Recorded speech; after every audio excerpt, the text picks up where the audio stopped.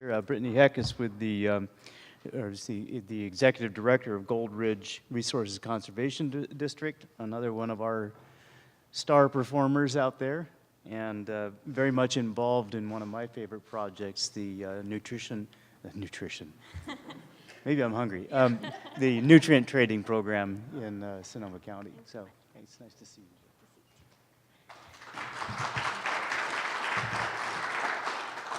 I'm just going to let you, it's okay. I was just thinking, after watching Donna's presentation, I've worked at the RCD now for about 8 years, and she's been there for 12 or 15 or however long. Oh, 6. Well, anyways, after seeing all the work she's doing in the Salt River, I know now I've never had a chance to meet her before today. So really glad to get a chance to meet her, and what a great project. Karen asked me to talk a little bit about ancillary or other benefits of the projects that we do. So I could talk all day about specifics of projects that we have, but I think I'm going to focus on something that we've heard a lot today, so hopefully it's not too repetitive, about other benefits of projects they have besides the first benefits we talk about. And also a little bit to talk about how we should be accountable, not only for how we complete projects, but also how we communicate about the benefits of those projects. Answering the question, how much does resource conservation cost, is really easy because it costs however much we pay for it, pretty much, which is usually a pretty good deal in our area. But the harder question to answer is, what is it worth? And kind of some of the photos I have up here, we have our local volunteer fire department who protect huge, vast miles and acreage of land. And we have salmon, and we have small communities that rely on small water utilities districts, and then we have our youth and our agriculture, and really how do you quantify? I'm going to be talking a little bit more specifically about in-stream flow and rainwater catchment projects, but how do you quantify all the extra benefits that come along with those types of projects? I think it's really difficult, and you guys will laugh to hear about a little bit later how I do some of those calculations. So I actually changed my presentation a little bit based on all the information yesterday, so my outline's actually not totally current. But we're going to talk a little bit about resource conservation funding on private lands, how much funding districts bring into their local communities, talk a little bit specifically about the Salmon Creek water conservation projects, and then just breeze over some of the qualitative and quantitative benefits because they've been talked about so much today. And then also from a really local person's perspective, what other additional information is needed to be able to communicate about our projects to the greater public. So I stuck this one in because we didn't talk much about RCDs yesterday, and Patty did a great job this morning, but RCDs are awesome, and if you don't work with your local RCD, I think you'll be really pleased when you get in contact with them. And Patty covered all this morning, so we're just going to breeze right on through that. Patty also touched on this morning, which is the types of projects that RCDs do on private lands. So really, this is public money going on private lands, and we need to assure the public that this is money well spent on these private lands. So these are, you can read the list, and I won't go too much into this. I think that you guys are a really educated audience and can imagine what a lot of these projects would be like. This is a geographical representation of our little district in Sonoma County. If you guys are familiar with Bodega Bay, it's this little county here. And then to the north is the Russian River, so we're really kind of small area, but we do a lot of work across the landscape. And this is just in the past 10 years, projects that the RCD has done with private landowners. Compared to Humboldt's project, I'm embarrassed, our annual budget's around $1.8 million. But it's actually a lot for our small community. We have one small city in our district, the city of Sebastopol, and this $1.8 million means a lot to our local economy and to our small towns and farmers and ranchers. And that consists of about 33 active projects, grants, and contracts that we're working on. So my particular case study that Karen asked me to talk about was the Salmon Creek Water Conservation Project, and I apologize for having the old North Coast earwimp logo as well. The goals of this project were to increase in-stream flow during critical dry periods. So this consisted a lot of capturing roof water and storing it in ponds or tanks or underground ponds, which is interesting. So that people weren't pumping water out of the creeks in the summer, and so that water was left both for salmon and also we combine that with some fine sediment reduction and also increasing salmon habitat through large wood debris structures and riparian vegetation and fencing and bank stability and all kinds of suite of projects. So some of the economic benefits estimates that we're required to talk about are full-time equivalent. So that's really the jobs that we created, and how I do that on a rough estimate is I take there's actually a way to do this where you actually calculate the hours that you pay people in your grants, and then you divide it by their full-time hours, which is 2,080. But it's really hard to do thinking about, you also provide jobs by buying culverts, which doesn't have any labor hours, or you rent tractors, which the equipment operators get paid for that, but also the equipment rental companies get paid for that.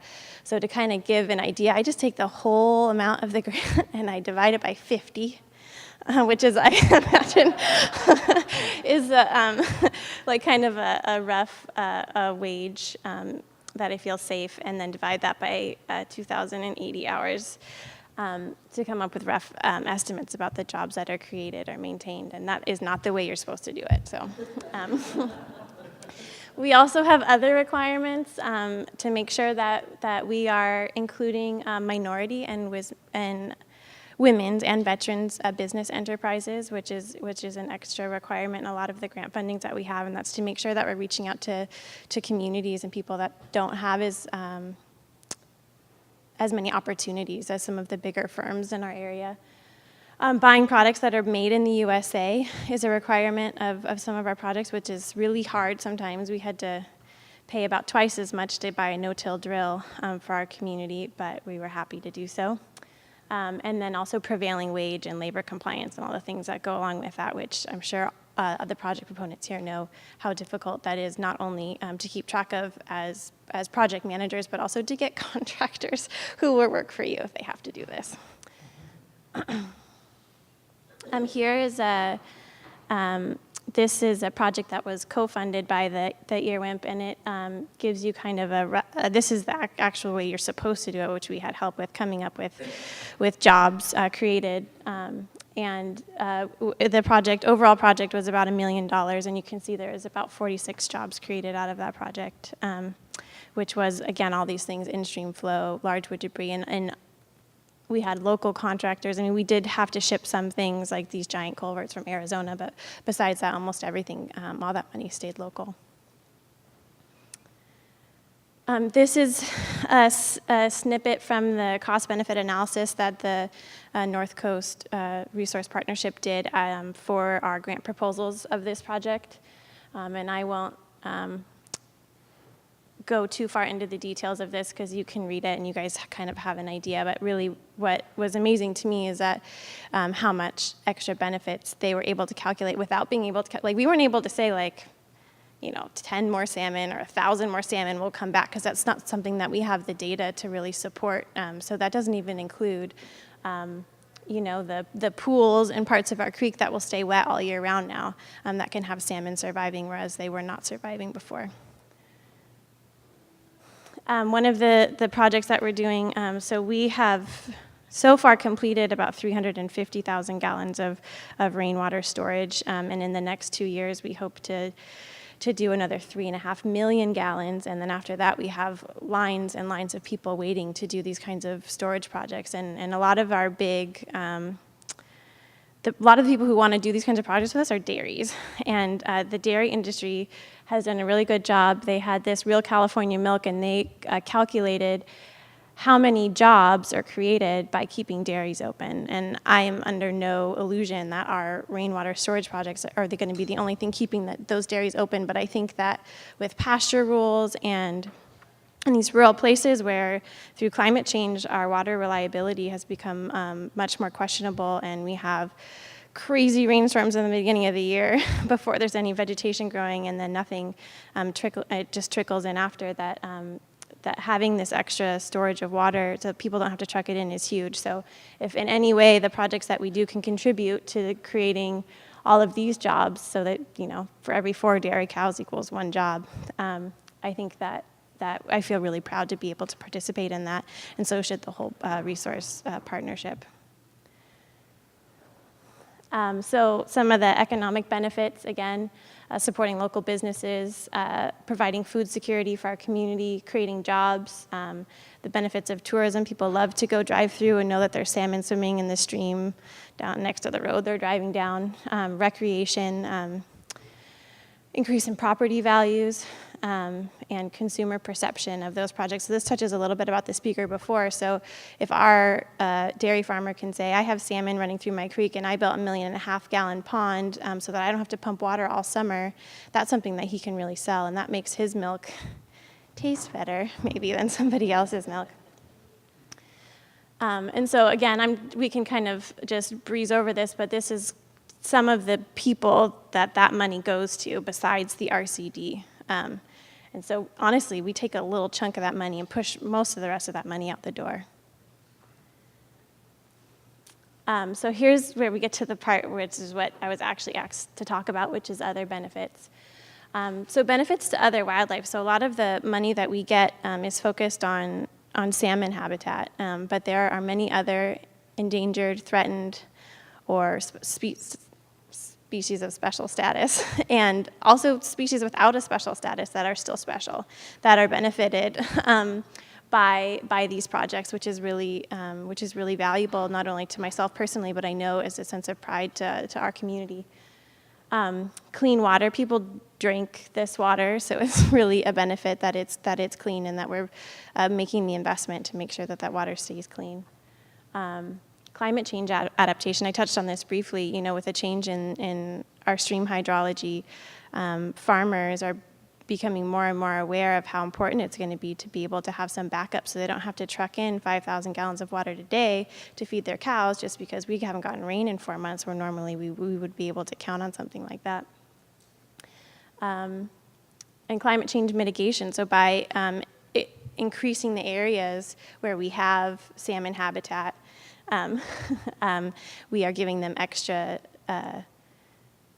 space maybe they wouldn't have had to be able to find other nooks and crannies where maybe they could survive. And then safety and security, both for fire. We put in a rainwater catchment tank for our local fire department where normally if there's any fire, they pump the creek dry because they have to have so much water in such a short period of time. That the whole town then doesn't have water when there's a fire, which is a problem because it's on fire. And to provide them with water that they can use during those critical periods without running the town dry is a huge benefit for our community. And the fish, because usually there's fire when the creeks are already low, and the fish aren't on fire, but then they lose their water. Anyways. So in the social and cultural benefits, so there's been a lot of community building.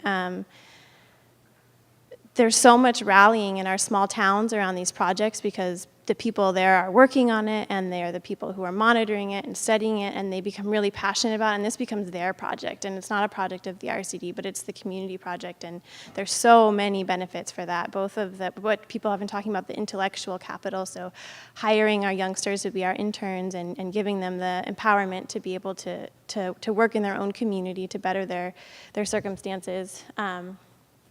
The education, pride, and ownership, it perpetuates stewardship. So, one guy gets a rainwater catchment tank because, it's free water once a tank is in, but then he also starts thinking about fish, so then he comes back to the RCD and says, hey, what about some large wood debris? Or, hey, what about I fence this part of my creek out so that my cows aren't in there in the summer or whatever it is. And so doing these small projects really perpetuates other project benefits. And also through this, I think we really feel like we're preserving the culture of our area. So by being able to keep the sustainability of our farms and the security of our community, we're really helping them save that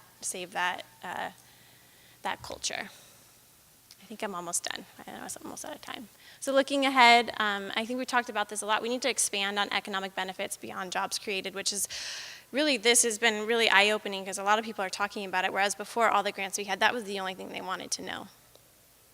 Measuring the multiple benefits, and then I think most importantly, marketing those economic benefits. So, you know, RCDs used to claim like, you know, we're the best kept secret, and that was something we're sort of proud of, and now we're kicking ourselves in the pants about it a little bit.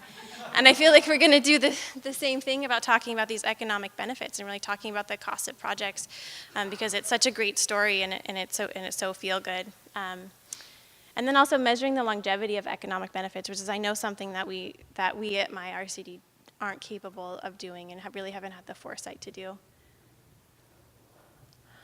Better science so that we can know how many fish we're saving. That would be super awesome in helping you guys calculate how much of an economic benefit our projects are having.